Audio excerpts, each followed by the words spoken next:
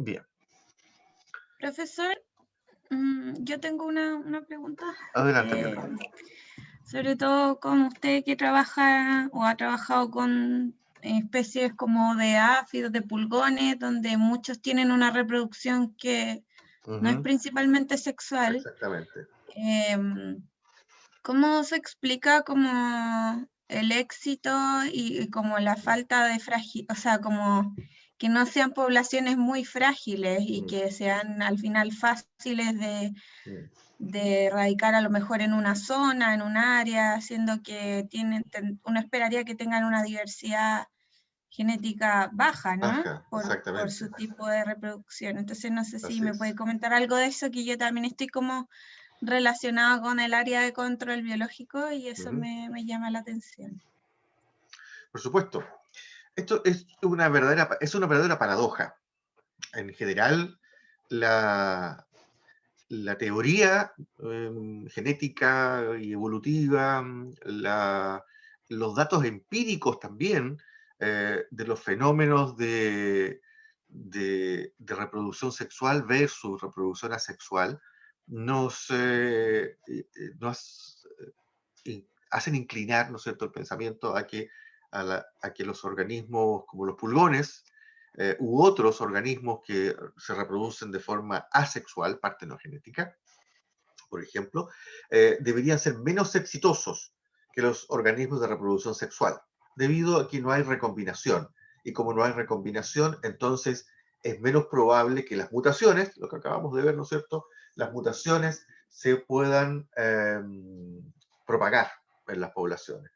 Eh, Sin embargo, esto que uno observa para las poblaciones naturales, en donde son menos exitosas, para las poblaciones de organismos plaga, particularmente organismos plaga, y me refiero no solamente a insectos, sino que también otros artrópodos y también plantas, ¿no es cierto?, invasoras, eh, es una es una situación que no se observa. ¿Qué explicación hay? La mayor parte de los organismos plaga, están definidos así, los hemos definido nosotros, ¿no es cierto? ¿Qué es lo que es un organismo plaga? Es aquel organismo que causa un perjuicio a los intereses nuestros humanos. Pueden causar un perjuicio en la agricultura, puede ser un perjuicio en la ganadería, podría ser un perjuicio hasta en la casa, ¿no es cierto? Las termitas, por ejemplo. O de salud pública, ¿no es cierto? Los insectos que transmiten enfermedades.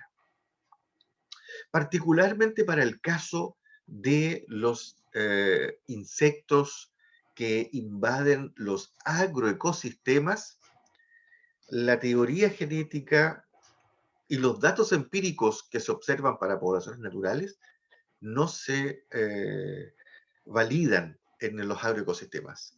¿Qué explicación uno podría encontrar para ello? Los agroecosistemas, a diferencia del resto de los ecosistemas naturales, los agroecosistemas son sumamente estables, son sumamente homogéneos en comparación a los ecosistemas naturales, los ecosistemas nativos. Pensemos en un bosque, en el bosque nativo, por ejemplo, aquí en la cordillera de los Andes. ¿Cómo es el bosque nativo? Sumamente diverso, sumamente heterogéneo en cuanto a especies no solamente de plantas, sino que también de animales, de artrópodos.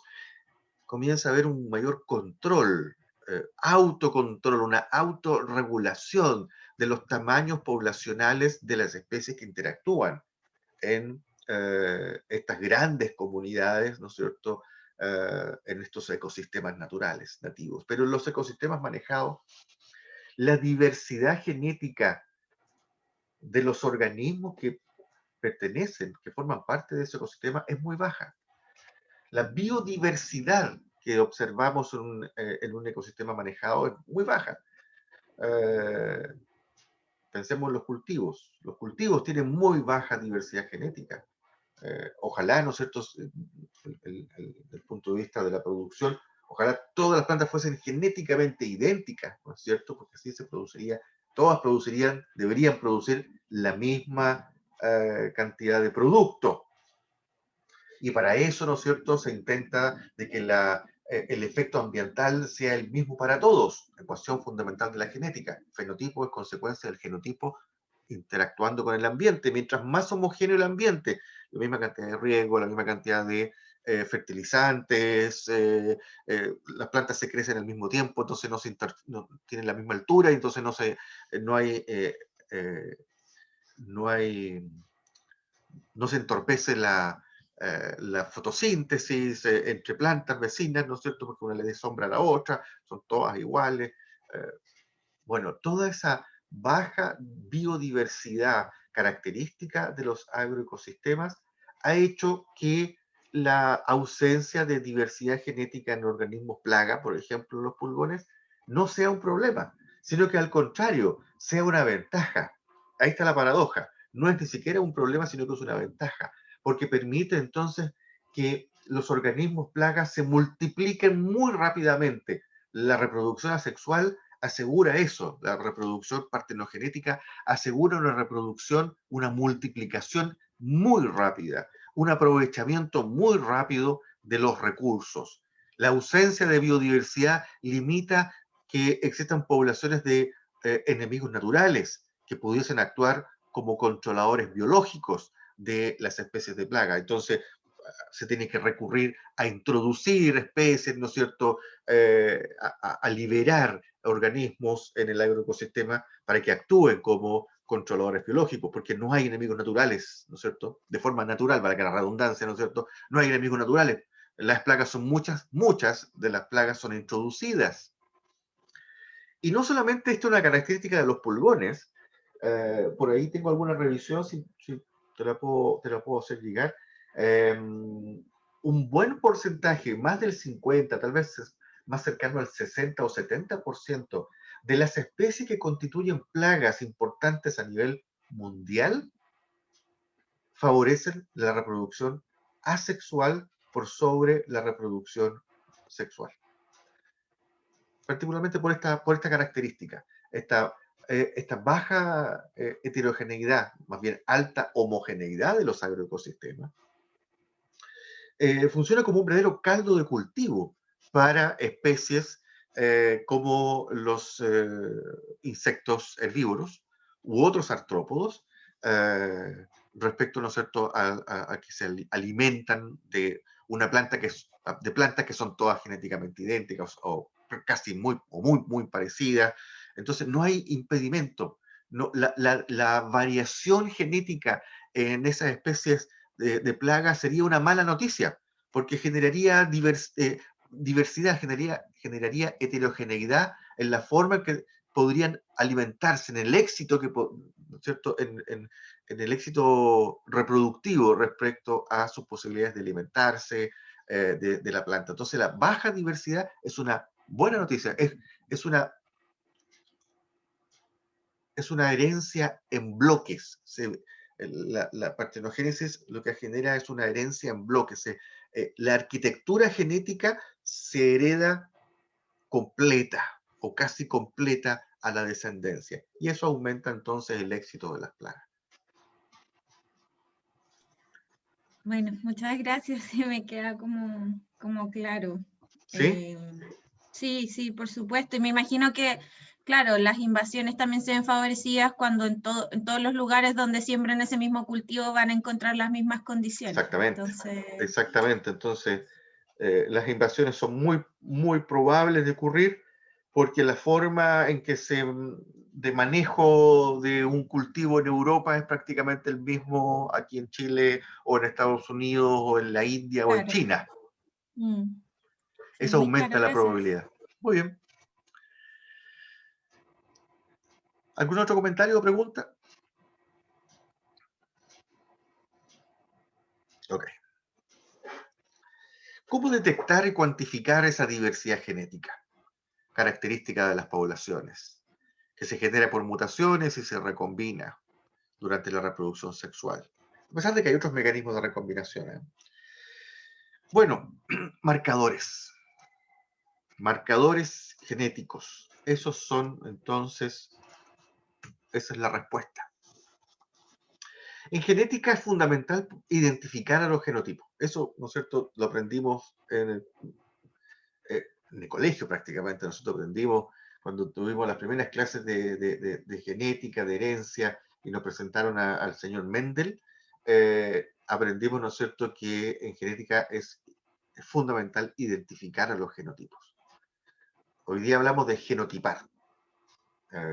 Mendel, ¿no es cierto?, genotipaba a través de marcadores que eran todos fenotípicos: el color de la semilla, la textura de la semilla, el tamaño de la planta, el color de la flor, etcétera, etcétera, ¿no es cierto?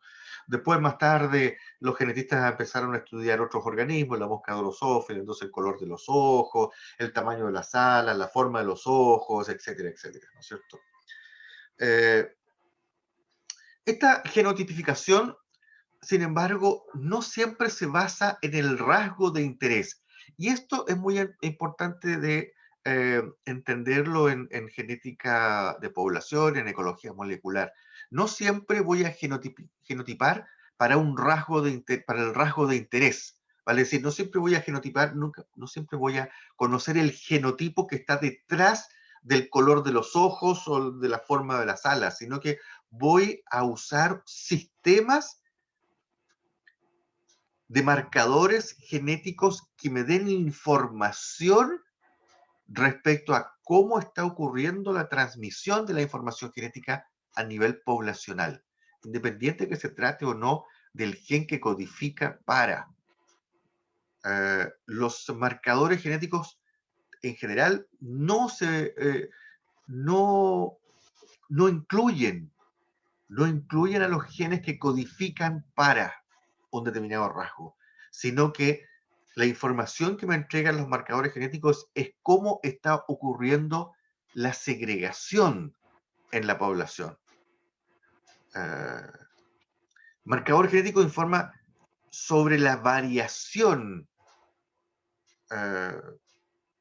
para un determinado locus, que no necesariamente es el responsable del rasgo, ¿no es cierto?, que uno podría estar mirando. ¿Por qué hacerlo así? ¿Por qué no usar a los genes que codifican para el rasgo color de ojos, o el rasgo tamaño de la planta, o el rasgo resistencia a insecticidas? ¿Por qué usar otros marcadores genéticos informativos? Yo creo que ustedes ya me podrían dar esa respuesta en base a lo que revisamos la semana pasada. A ver.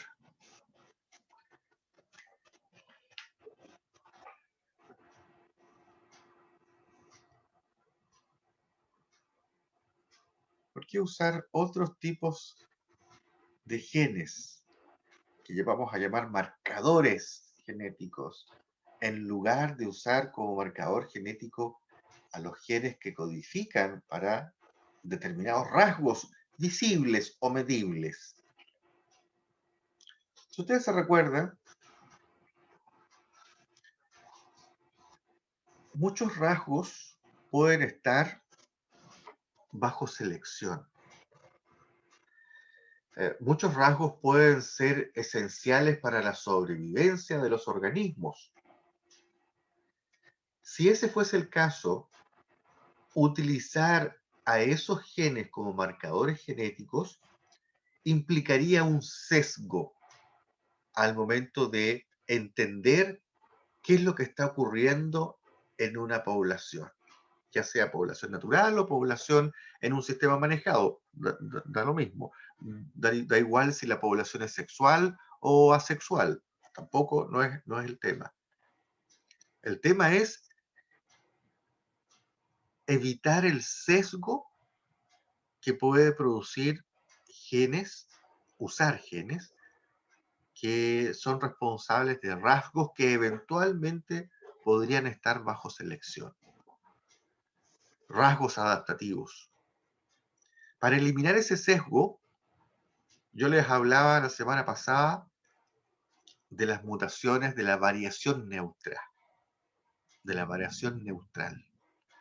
La variación neutral significa variación que no está bajo selección, variación que no genera un cambio en el potencial reproductivo de los organismos, ni tampoco genera un cambio en la sobrevivencia de los organismos. Son cambios neutros, son cambios que no se traducen en una ventaja ni tampoco en una desventaja respecto al resto de los organismos. Por eso que usamos sistemas de marcadores genéticos informativos. Informativos porque el marcador genético selectivo, el que podría estar bajo selección, me va a quitar información, va a haber un sesgo, me va a quitar información. Necesito entonces el sistema de marcadores genéticos que me entregue la mayor cantidad de información. ¿Qué información es la que yo quiero obtener a partir de los marcadores genéticos? Probablemente ahí está el interés de ustedes en tomar el curso y no lo han conectado. ¿Cuál sería cuál es la información sobre la cual ustedes están interesados? La variación sobre la cual están ustedes interesados en estudiar. Tomaron el curso de ecología molecular. A ver. Las bases que codifican para determinar o mutación o que determinan bases nucleótidas, me refería, que codifican para determinada proteína. Claro, pero esa variación que codifica para una determinada proteína, podría incluir un sesgo. Y el sesgo es que podría estar bajo selección. Podría conferir ventaja o desventaja a los organismos que tienen esa variante. Entonces utilizo sistemas de marcadores genéticos que me informen respecto a ciertas características de las poblaciones. ¿Qué características podría yo estar interesado en estudiar en una población? Podría estar interesado en estudiar, pensé que tenía una diapositiva después, crecimiento poblacional. Podría estar interesado en estudiar interacciones entre los organismos. Podría estar interesado en estudiar modos de reproducción. Podría estar interesado en estudiar ¿Resistencia a algún agroquímico también? exactamente. Resistencia, ¿no es cierto? Impacto. Más que resistencia, impacto de un agroquímico sobre las poblaciones. En términos, ¿no es cierto?, de ¿afecta o no afecta a la variación genética? La cantidad de riego, la cantidad de agua disponible. ¿Cómo afecta o no afecta a la distribución de la variación genética? La temperatura, el cambio, el calentamiento global, ¿afecta o no afecta a cómo se traspasa la información genética de una generación a la siguiente? Si yo utilizara por ejemplo, en el caso del calentamiento global, yo utilizara como marcador genético las proteínas de estrés térmico, no me funcionaría la estrategia. Y no me funcionaría la estrategia porque si yo uso como marcador genético a los genes de estrés térmico, yo voy a estar viendo cuáles son los individuos que tienen y no tienen a los genes de estrés térmico nada más. Y voy a estar viendo que cuando hay calor, predominan los que tienen los genes de estrés térmico y cuando no hay una mayor variación. Pero ¿qué está pasando con todo el genoma? ¿Qué está pasando con todos los genes? Eso no lo voy a poder saber, porque voy a estar mirando solamente una partecita. Entonces, busco marcadores genéticos que me entreguen la mayor cantidad de información respecto a las características biológicas del organismo que estoy estudiando. Si yo estoy haciendo un proceso, si estoy haciendo mejoramiento asistido por marcadores, el mejoramiento no lo puedo basar en marcadores que tengan que ver con el propio rasgo que quiero mejorar, porque entonces no sabría si fue por simple azar el que o o hay una base genética. Ya lo vamos a ir entendiendo cuando vayamos revisando los marcadores a continuación. La variación se puede estudiar a distintos niveles. Inicialmente la variación se estudió a nivel morfológico, y aquí vamos a empezar a entender a qué yo me refiero, ¿no es cierto?, con la importancia de la elección de los marcadores moleculares y la cantidad de información que tienen que entregarme. La variación morfológica fue la primera que se utilizó. Aquí tenemos variación morfológica para el ala de una especie de mariposa. Es la misma especie. Es la misma especie. ¿Pero cómo? ¿La misma especie tiene tanta variación? Claro, pero es la misma especie. De hecho, inicialmente se pensó que podían ser especies distintas, pero resulta que era la misma especie. Variación morfológica en la forma, color, patrones de coloración, ¿no es cierto?, en el ala de la mariposa. Qué complejo. Variación bioquímica. Variación bioquímica en enzimas. Enzimas, ¿no es cierto?, que tienen una función, lactato de hidrogenasa, glucosa 6-fosfato de hidrogenasa, aspartato, aminotransferasa, malato de hidrogenasa. ¿Qué cosa de las enzimas? ¿Qué cosa de la variación bioquímica? Las subunidades. Bueno, la proteína tiene una subunidad, dos subunidades del mismo tamaño, de distinto tamaño, y eso se puede estudiar mediante electroforesis. Polimorfismo para la migración electroforética.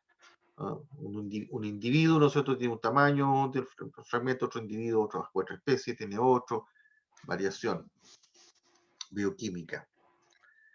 ¿Qué inconveniente ven en este tipo de marcadores? ¿Qué inconveniente ven en este tipo de marcadores? A propósito de lo que yo les decía,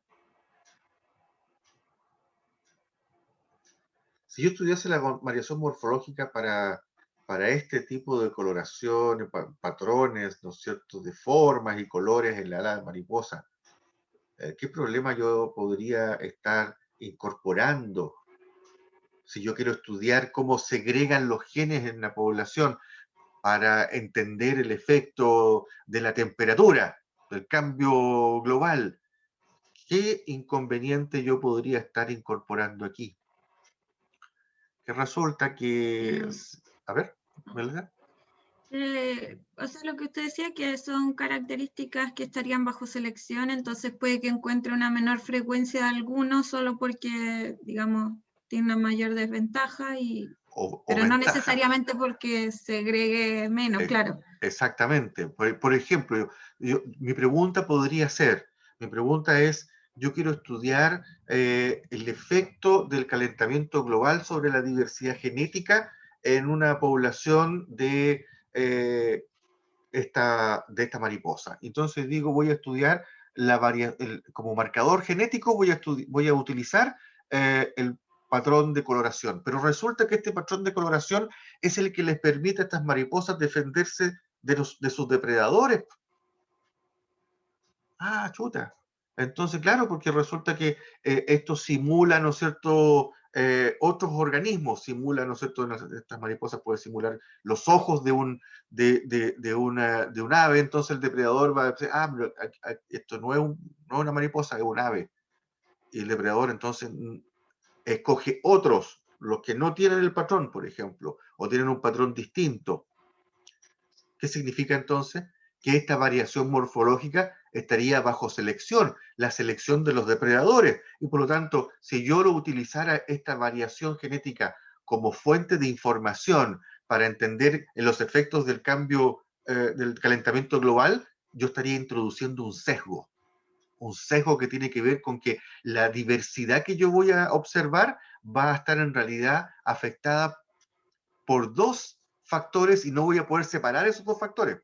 ¿Cuáles van a ser esos dos factores? El depredador, o depredadores, y el calentamiento global. Entonces, ¿cuál es cuál? ¿Cuál es el efecto de cuál? No lo puedo separar. Ahora vamos entendiendo entonces a qué me refiero con marcadores, sistemas de marcadores genéticos informativos. Lo mismo sucede con las enzimas, porque muchas de estas enzimas cumplen funciones metabólicas, y esas funciones metabólicas podrían tener que ver con el ambiente. Entonces, si yo utilizara esta variación bioquímica para entender los efectos de la sequía, resulta que alguna de estas enzimas podría tener directa relación con la respuesta a la sequía, entonces tendría un sesgo. No estaría mirando las consecuencias de la sequía sobre toda la variación, sobre todo el genoma. Eso ha hecho que en el tiempo nos hayamos ido moviendo desde la variación morfológica hacia la variación molecular, hacia la variación que menos, que yo puedo conocer a través de secuenciación, ya directamente, ¿no es cierto? Y que podría distinguir entre genes que codifican y regiones que no codifican, entre zonas codificantes para proteínas, zonas regulatorias para la síntesis para la transcripción, para la expresión génica, y zonas que no tienen que ver con la expresión de genes.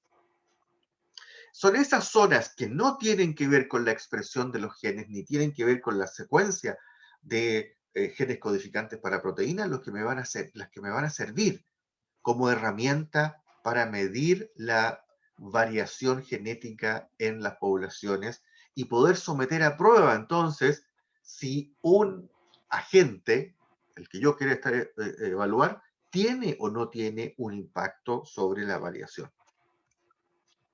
Aparecen entonces los marcadores moleculares, como les digo, centrados en la variación a nivel del DNA.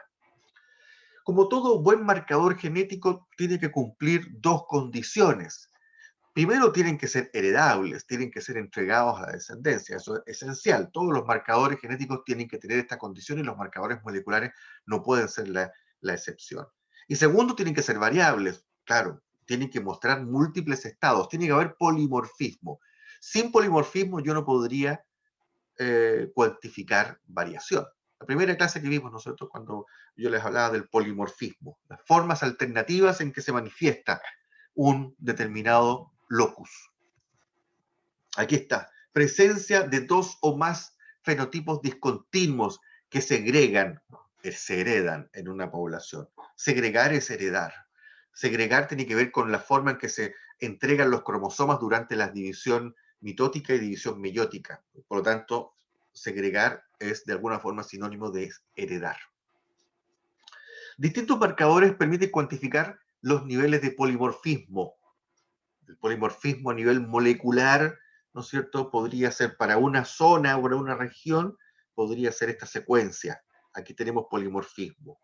En un mismo sitio nucleotídico, en algunos individuos está una adenina, en otros individuos una citosina, en otros individuos una guanina, en otros individuos una timina. Eso es polimorfismo molecular.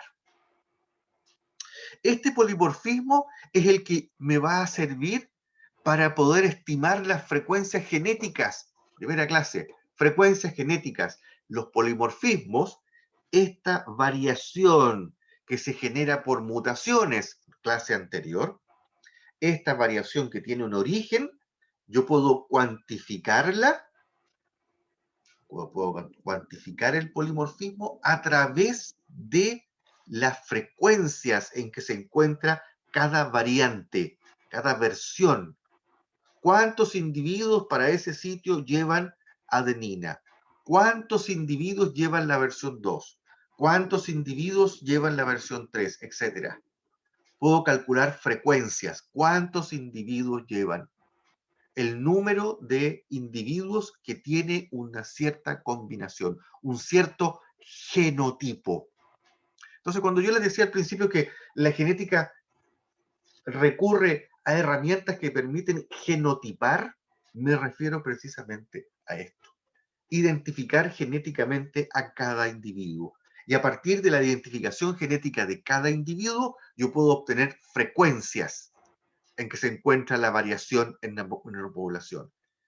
Y los cambios en las frecuencias, ya sea en el tiempo, a lo largo de las generaciones, o en el espacio, en un ambiente respecto a otro ambiente, para una misma especie, me pueden ayudar a entender qué es lo que está ocurriendo en las poblaciones.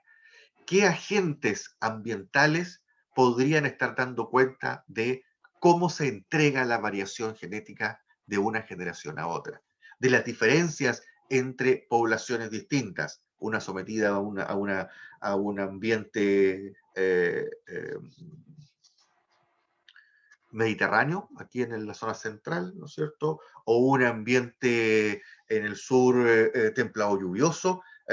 ¿Tiene eso un impacto sobre la forma en que se transmite la información genética de una generación a la siguiente? Ese tipo de preguntas me las pueden responder los marcadores moleculares, los marcadores genéticos, y el uso de la genética de poblaciones, que va a ser el tema de nuestra siguiente clase. Inicialmente el polimorfismo, como yo les contaba, se basó en el polimorfismo de proteínas. Fueron los primeros marcadores moleculares verdaderos. Se desarrollaron a fines de los años 60. Sin embargo, el problema, ¿no es cierto?, estos marcadores de polimorfismo tenían una serie de desventajas más que o limitaciones. Tenían la ventaja de que son de bajo costo y creo que todavía hay gente que probablemente algunos investigadores usen la variación para enzimas, porque tienen un bajo costo y son convenientes para estudiar muestras grandes. Sin embargo, son poco polimórficas, y son poco polimórficas porque, claro, están bajo selección, entonces hay baja diversidad. Para algunas enzimas se requieren muestras frescas, hay un problema técnico por ahí, no se pueden guardar.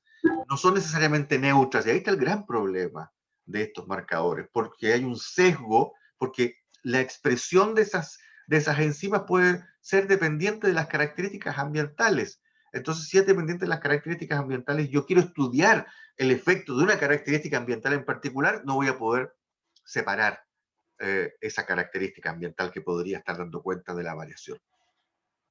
Es un método muy indirecto, muy poco sensible para detectar variación genética.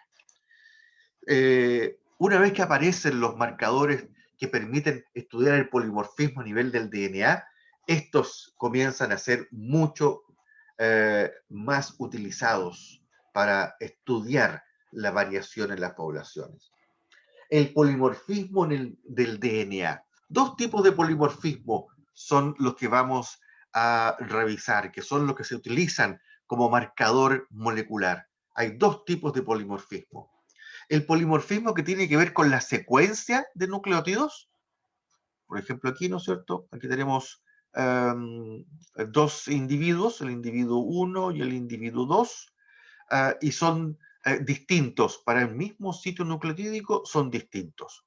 ¿Por qué son distintos? Porque este individuo es heterocigoto y este individuo es homocigoto, ¿cierto? CG, CG, CG, CG, los dos cromosomas homólogos tienen la misma secuencia, los mismos nucleótidos, mientras que este otro individuo, para el cromosoma, para una de las copias del cromosoma 2 y para la otra copia, para el homólogo, tienen distintas alternativas, heterocigoto. Eso es polimorfismo de la secuencia de nucleótidos. El otro tipo de polimorfismo que vamos a estudiar es el polimorfismo para la repetición de secuencias del DNA. Repetición de secuencias, por ejemplo, aquí tenemos este individuo que está aquí, tiene en uno de sus dos cromosomas homólogos, tiene una repetición del trinucleótido CAG. Aquí lo vemos.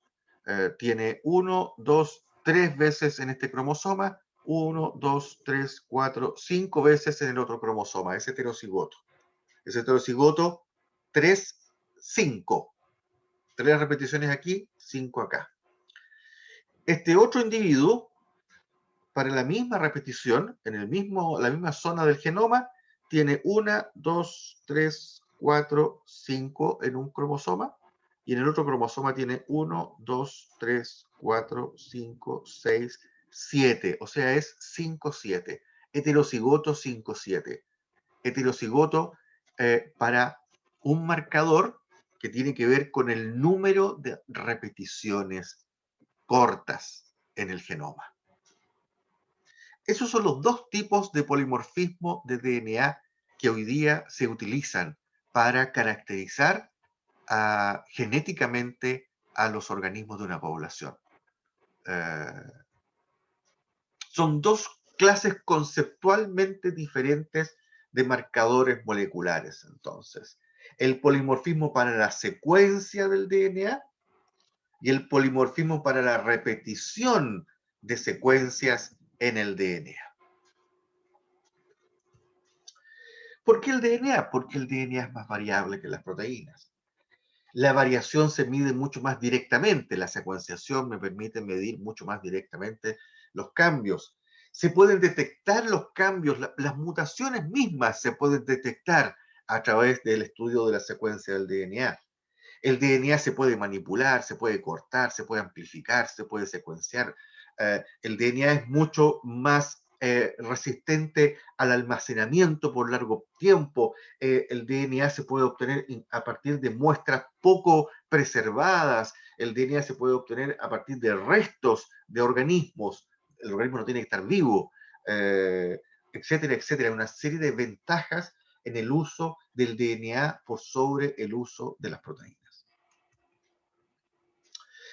El primer tipo de polimorfismo que vamos a estudiar, el primer grupo de polimorfismo que vamos a estudiar es el que tiene que ver con la secuencia de nucleótidos en el DNA. Y al respecto, uno de los primeros, creo que el primer marcador molecular que se desarrolló, el primer marcador basado en la secuencia del DNA que se desarrolló en los años 70, fue el RFLP, el polimorfismo del largo de los fragmentos de restricción, conocido tal vez por muchos de ustedes como el DNA fingerprinting, las huellas dactilares del DNA, que fueron desarrollados principalmente por necesidad de la ciencia forense, para hacer pruebas de paternidad, para hacer pruebas de criminalística, ¿no es cierto? Y que consiste en romper el DNA con unas enzimas especiales que se llaman enzimas de restricción, que funcionan como verdaderas tijeras moleculares. Y funcionan como tijeras moleculares, pero no cortan en cualquier sitio, cortan en determinadas secuencias del DNA. Por eso que es un tipo de polimorfismo basado en la secuencia del DNA. El cortar un sitio depende de la presencia de una cierta secuencia. Estas enzimas son específicas para ciertas secuencias. Esta enzima que está aquí, esta EcoDR1 que está aquí, ECO significa Escherichia coli de la cepa número 1. Estas enzimas de origen bacteriano son capaces de identificar aquí, ¿no es cierto?, esta secuencia y romper. Rompen ahí. No rompen en cualquier sitio, no rompen en otro sitio. Tienen que romper solamente en este sitio. Si el organismo tiene esta secuencia, corta. Si el organismo no tiene la secuencia, entonces la enzima no corta. Eso me permite entonces hacer estudios de digestión con estas enzimas de restricción. Puedo combinar diferentes enzimas de restricción y entonces puedo mirar, ¿no es cierto?, cuál es el patrón de tamaño de los fragmentos como consecuencia de que la enzima haya o no haya cortado los fragmentos del DNA. Ese es el polimorfismo que me revela el RFLP. Me revela entonces este polimorfismo que está aquí. ¿Cortó o no cortó? Aquí cortó en dos sitios. Los dos cromosomas homólogos fueron cortados en dos sitios. Y generó un fragmento aquí de 5 kilobases, que es el que estoy mirando aquí cuando separo los fragmentos de DNA a través de una electroforesis, que me permite separar por tamaño. Ahí está, una sola banda.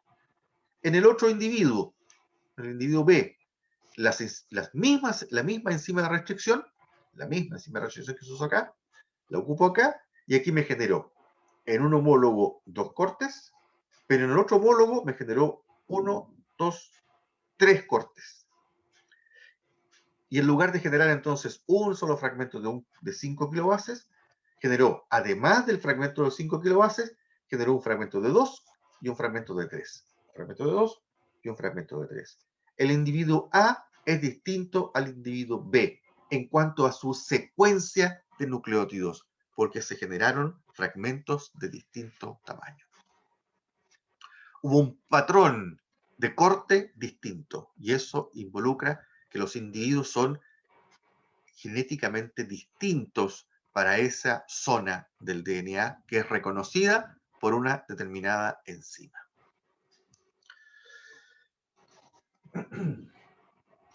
El RFLP Adelante, Violeta, por favor. Pero en el caso que nos explicaba antes, igual hay probabilidad de que se den los mismos cortes y los mismos tamaños y no poder diferenciar, o sea, que sean individuos a lo mejor de distintas especies, lo que sea, no sé. Sí, Estoy imaginándome. así es. Así es. Uno de las desventajas, precisamente, a eso quería ir ahora. Ya, perdón. Una de las desventajas del RFLP es que podrían haber coincidencias, simplemente un tema probabilístico, ¿no es cierto? Podrían haber coincidencias y se generen tamaños de fragmentos, ¿no es cierto?, parecidos. ¿Cómo se corrigió ese problema, esa debilidad del RFLP? Se pudo solucionar en los años, a mediados de los 80, cuando se desarrolla, Kary Mullis desarrolla en el año 85 una técnica que revolucionó la biología molecular. Esa técnica se llama PCR, la amplificación, ¿no es cierto?, la reacción en cadena de la polimerasa, que permite amplificar in vitro, ¿no es cierto?, en un tubito aquí, ¿no es cierto?, un tubito de plástico pequeñito, uno puede amplificar un cierto DNA, una cierta secuencia de DNA específica. Esta amplificación es un sistema libre de células, se realiza en un sistema libre de células, es simplemente, ¿no es cierto?, aquí agregar ingredientes, ¿no es cierto?, en un tubito y dejar eso en una máquina que va a ir haciendo cambios con las temperaturas de hibridación. El PCR aprovecha una propiedad de los ácidos nucleicos, aprovecha la propiedad de que los ácidos nucleicos pueden hibridar. La hibridación tiene que ver con que las moléculas de DNA, recuerden, están formadas por dos hebras, y las dos hebras, las dos cadenas de nucleótidos son complementarias entre sí. Y esa complementación de bases, ¿no es cierto?, es la que forma la molécula de doble hélice. La hibridación significa que si yo, por ejemplo, tengo dos moléculas aquí distintas, les aplico calor y se denaturan, se abren las dos hebras porque se rompen los enlaces de hidrógeno que conectan a las dos hélices, perdón, a las dos hebras, a las dos cadenas. Las abro con calor y luego en frío, las dos hebras se van a unir igual como estaban al principio. No se van a combinar aquí la roja con la verde y la amarilla con la azul. Va a volver a combinarse la amarilla con la roja y la verde con la azul, porque entre ellas hay homología, hay complementación. Se complementan la adenina con la timina y la guanina con la citosina en la misma secuencia. Esta característica de la hibridación es la que permite entonces manejar al DNA y poder abrir y cerrar las cadenas.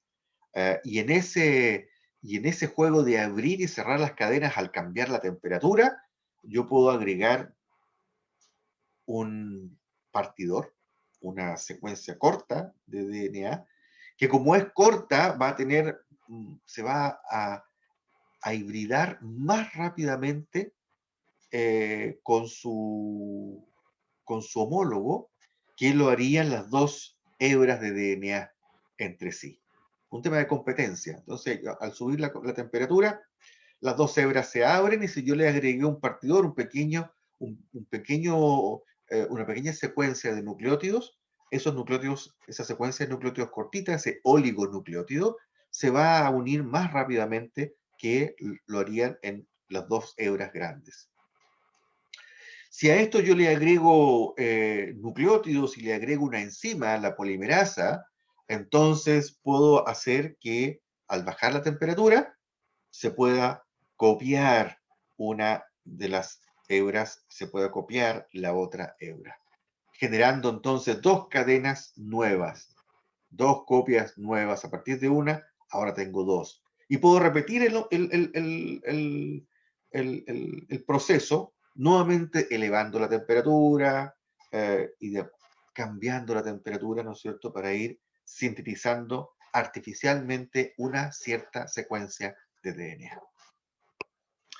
Si soy capaz de generar entonces, gracias a este equipo que se llama termociclador, yo puedo ir cambiando entonces las temperaturas, subiendo a 94, bajando a 50, después subiendo a 72, para que funcionen cada una de los eventos, de las etapas de la PCR, abrir las cadenas, que se hibriden los partidores y luego que ocurra la síntesis. Entonces puedo generar millones de copias de una cierta secuencia de DNA. El PCR elimina la necesidad de contar con muestras abundantes y de alta calidad. El DNA lo puedo extraer de lo que sea, ¿no es cierto? De cualquier tipo de muestra biológica me sirve para obtener un DNA y poder amplificarlo. Es una muy buena estrategia para muestras pequeñas, para muestras antiguas, para muestras pobremente preservadas, la PCR. Si yo combino la PCR ahora con el RFLP, entonces puedo hacer un RFLP para una zona específica del DNA. Ya no estaría haciendo el RFLP para todo el genoma, donde aumentaría la probabilidad de que hayan coincidencias que no se deban a diferencias genéticas necesariamente. Entonces yo puedo restringir el ámbito de acción de mi enzima de restricción a una región del genoma que yo he amplificado por PCR. Entonces, esta región del genoma amplificado por PCR es la que voy a digerir con las enzimas de restricción. Y de esa forma ahora voy a poder estar estudiando solamente esta región, el individuo A, B y C. Voy a poder estudiar solamente esta zona. Entonces la enzima me generó aquí, no hay corte, tengo un solo fragmento, aquí tengo dos fragmentos, acá tengo tres fragmentos, ¿no es cierto? Y de esa forma disminuyo la probabilidad de que los cortes hayan ocurrido en zonas distintas y me hayan generado fragmentos del mismo tamaño. ¿Esa era tu pregunta, Violeta? Hacia allá querías ir, ¿no? Me quedó súper claro. Excelente. El análisis de PCR-RFLP hoy día se puede hacer mediante secuenciación directamente también. Entonces yo podría, para estar seguro ahora, ¿no es cierto? Seguro, yo puedo hacer el análisis de PCR-RFLP, generar los fragmentos, aquí están los fragmentos, ¿no es cierto? Y ahora los fragmentos yo los podría secuenciar para estar seguro de que las diferencias entre los individuos se deben a cambios sencillos. Aquí tenemos un cambio sencillo. Esta citosina cambió por esta timina, ¿no es cierto? Esos cambios sencillos, entonces ahora puedo detectarlos acoplando el PCR-RFLP con secuenciación. Eso me permite entonces, esta estrategia, el PCR-RFLP, me permite hacer una identificación rápida de especies, por ejemplo, una identificación rápida de linajes. Por ejemplo, se utiliza mucho el PCR-RFLP para detectar resistencia a herbicidas, por ejemplo, en estas especies de gramíneas silvestres, estas malezas, ¿no es cierto? Estas malezas silvestres, hay kit hoy día disponibles, set de enzimas de restricción que reconocen distintas secuencias, ¿no es cierto? Y generan una cierta variación que ya está conocida, no es necesario enviar a secuenciar porque ya es conocida. Entonces ya son kits comerciales que me permiten identificar polimorfismo para ciertos sitios de restricción que están vinculados con la resistencia a, por ejemplo, un cierto herbicida. Como se muestra aquí, ¿no es cierto? Aquí en sensibilidad, aquí control, tratamiento, y aquí, ¿qué pasó? Control, tratamiento, igual. O sea, aquí tengo resistencia al herbicida. Y esa resistencia al herbicida se puede asociar con un marcador molecular. Hoy día, entonces, hay pruebas rápidas para hacer detección de resistencia a un herbicida. Simplemente uno toma una planta, extrae de DNA, ¿no es cierto?, aplica estas enzimas sobre, sobre el producto PCR que uno va a obtener del cDNA y tiene entonces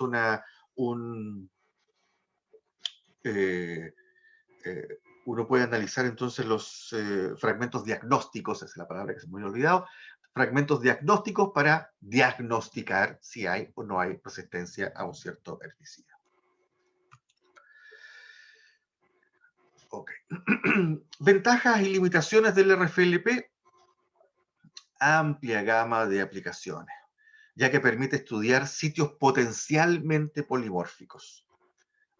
Como aprendimos en la clase pasada, los sitios donde ocurrieron sustituciones, los sitios donde ocurrieron inserciones o deleciones de nucleótidos pueden ser estudiadas gracias a esta técnica, el RFLP. Es una técnica codominante. ¿Qué significa que sea codominante? Que yo puedo resolver el genotipo del individuo a partir del fenotipo molecular. Voy a volver atrás. Si el individuo es homocigoto, me muestra un fragmento. Si el individuo es heterocigoto, me muestra 2 fragmentos. O sea que a partir directamente del fenotipo molecular, ahí está, es homocigoto, yo puedo conocer el genotipo. El fenotipo me entrega el resultado directo del genotipo. Si ustedes recuerdan los experimentos mendelianos, Mendel tenía que hacer una serie de cruzamientos de pruebas, retrocruces, ¿no es cierto?, para conocer el genotipo. Porque cuando hay dominancia, ¿se acuerdan, no es cierto?, que Mendel estudió rasgos que eran dominantes, qué sé yo, el liso era dominante sobre el rugoso, ¿no es cierto?, y en el heterocigoto también había dominancia. Entonces, el heterocigoto no se podía saber si es que era, perdón, el liso no se podía saber si era heterocigoto o era homocigoto. Aquí sí, en este tipo de marcadores que son codominantes, que ambas variantes se expresan, puedo saber directamente si es homocigoto o es heterocigoto. Eso es una ventaja, claro, claramente una ventaja, porque no tengo que hacer ningún cruzamiento para conocer el genotipo de los individuos. Simplemente aplico el marcador y conozco el genotipo. El RFLP, sin embargo, es relativamente lento y requiere mucho DNA. Claro, el PCR ayudó a que sea un poco más rápido y ya no se requiera tanto DNA. Sin embargo, todavía sigue siendo relativamente lento respecto a otras pruebas, a pesar de que hay kits, ¿no es cierto? Pero el PCR RFLP involucra 2 pasos. Y el que involucre 2 pasos, eso ya lo hace más lento, ¿no es cierto? El primer paso, la amplificación, y el segundo paso, ¿no es cierto?, la digestión. Y eso lo hace comparativamente más lento que otros marcadores. El PCR RFLP todavía es una técnica que se le denomina como de baja tecnología. Y si es de baja tecnología, limita el estudio de las secuencias. Claro, porque no involucra secuenciación del DNA. Esa es una desventaja, una limitación, más que desventaja, una limitación de la RFLP.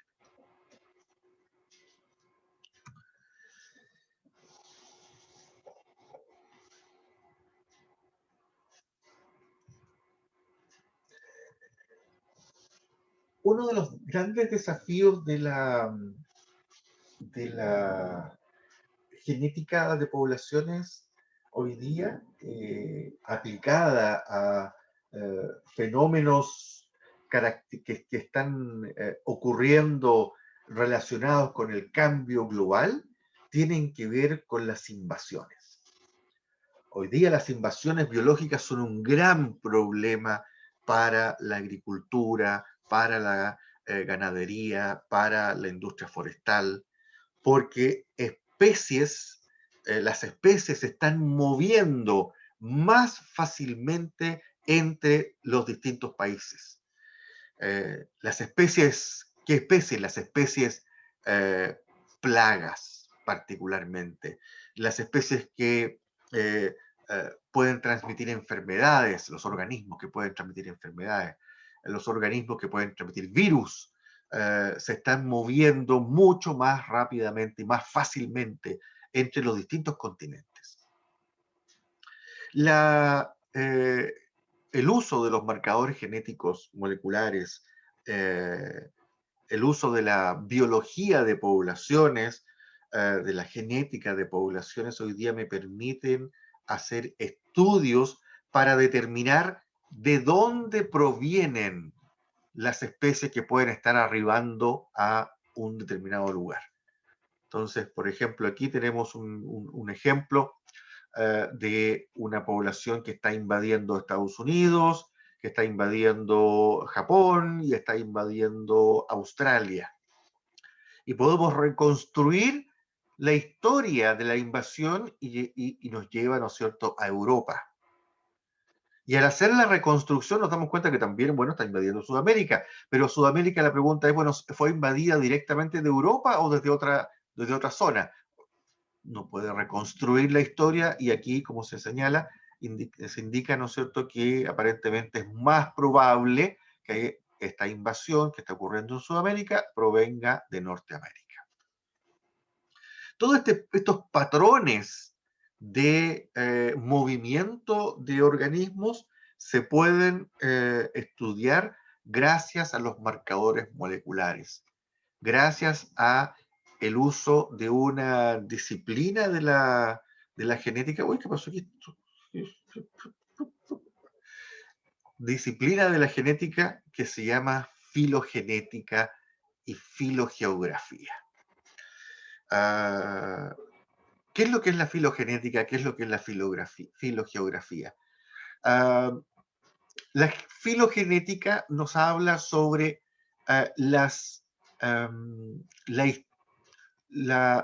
cómo se ha heredado la información genética desde sus ancestros directos. Filo significa hijo. Entonces, ¿cómo ha sido la herencia a través de linajes, a través de familias? Y la filogeografía me dice cómo ha ocurrido esa herencia ahora relacionada con la ubicación geográfica de los organismos. ¿Qué es más probable que ocurra si están más lejos, si están más cerca? Si se combina la filogenética con la filogeografía, entonces puedo reconstruir la historia de una invasión biológica. Puedo determinar hace cuánto tiempo llegaron los individuos, desde dónde llegaron, cuál es su población original, etcétera, etcétera. Puedo entonces hacer una reconstrucción histórica.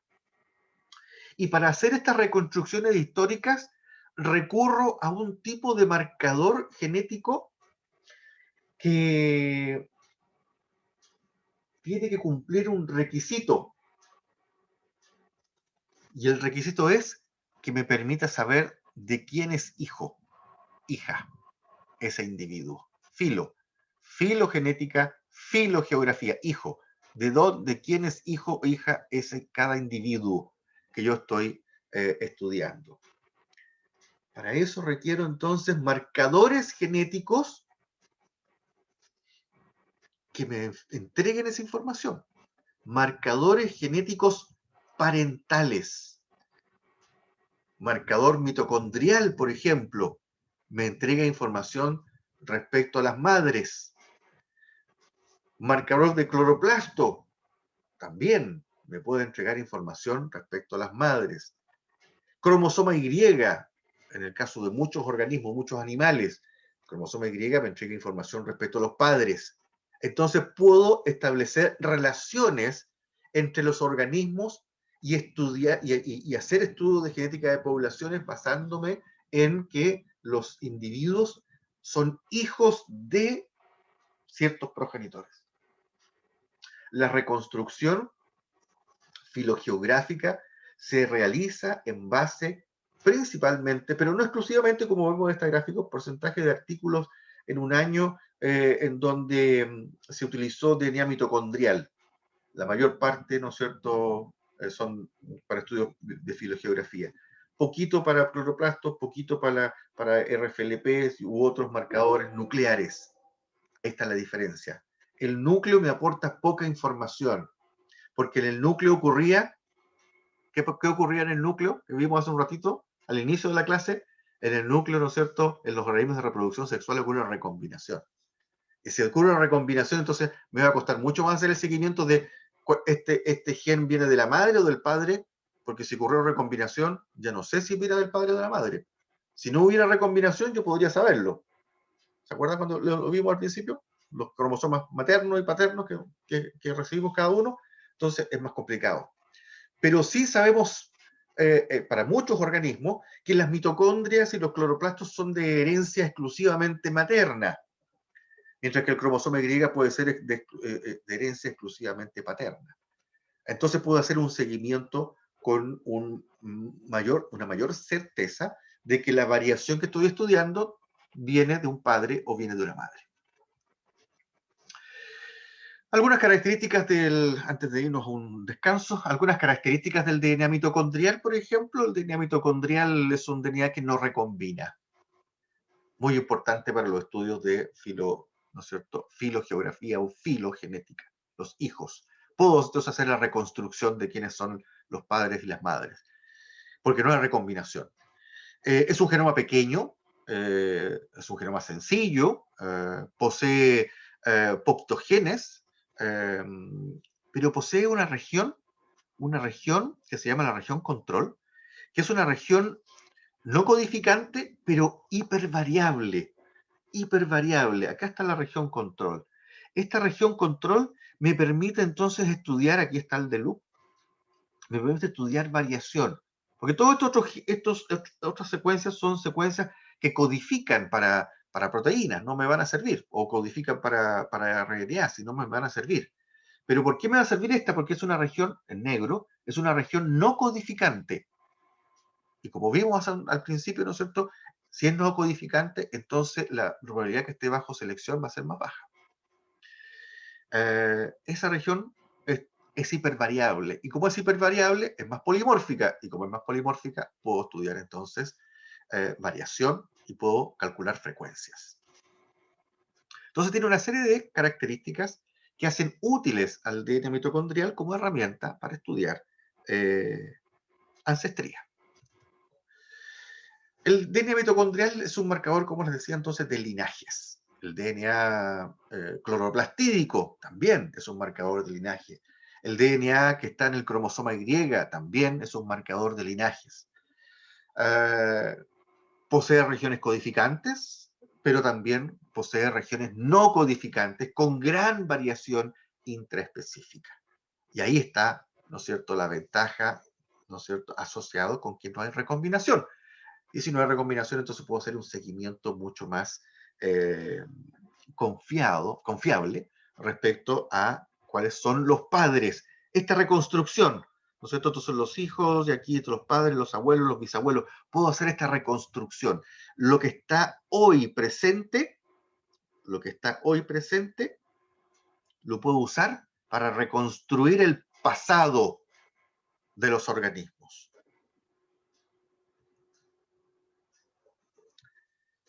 Vamos a hacer un alto porque vamos a entrar a en el fundamento teórico que hay detrás del uso de los marcadores de linajes, la teoría de la coalescencia.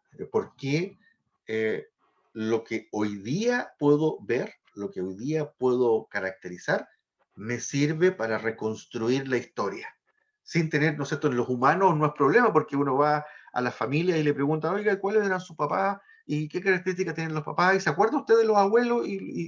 Bueno, eso a los organismos, ¿no es cierto?, en un agroecosistema, a los insectos no le podemos preguntar eso. Oiga, ¿quién era su papá? No, su mamá. No, tenemos que preguntárselo de otra forma. Y la forma en que se lo vamos a preguntar es a través de la variación genética para este tipo de marcadores. Vamos a hacer, como les digo, un alto. ¿Doy tiempo para alguna pregunta o comentario? ¿Cómo vamos en general se va entendiendo? ¿Vamos internalizando el concepto de marcador?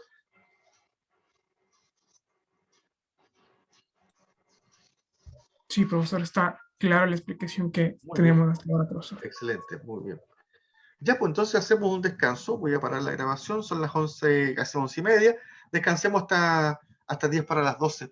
Hasta 10 para las 12, unos 20 minutos para que podamos tomarnos un café tranquilo. Ok. Ya, Muy bien. profesor. Gracias, profesor. Ok.